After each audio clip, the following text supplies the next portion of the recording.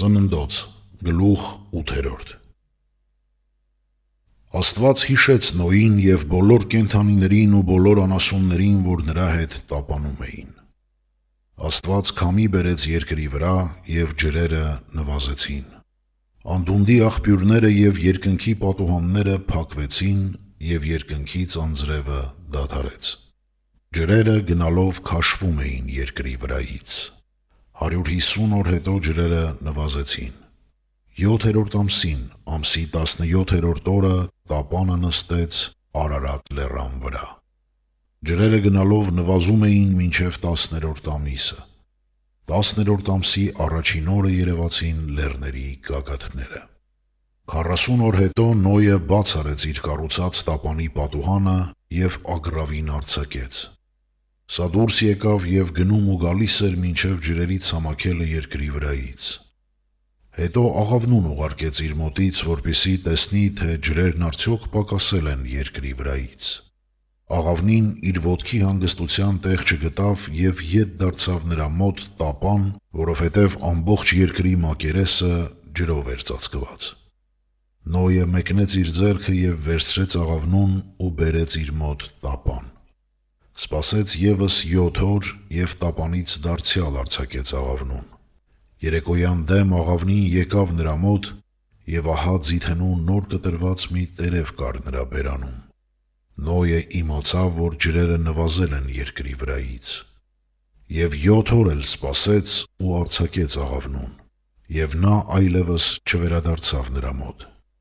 Նոյի 601-րդ տարում, առաջին ամսի առաջին օրը, ջրերը ցամաքեցին երկրի վրայից։ Նոյը տապանի ծածկը բացեց և նայեց, ահա երկրի մակերեսը ցամաքել էր։ Երկրորդ ամսին, ամսի 27-րդ օրը երկիրը չորացավ։ Աստված խոսեց Նոյի հետ և ասաց. «Դուրս եկ տապանից, դու և քեզ հետ քո կինը, քո որդիները և քո որդիների կանայք, քեզ հետ եղող բոլոր կենդանիներին, ամեն մարմնից թե թռչուն, թե անասուն, և թե երկրի վրա սողացող բոլոր սողունները հանիր քեզ հետ, որպեսզի բազմանան երկրի վրա, աճեն և շատանան երկրի վրա»։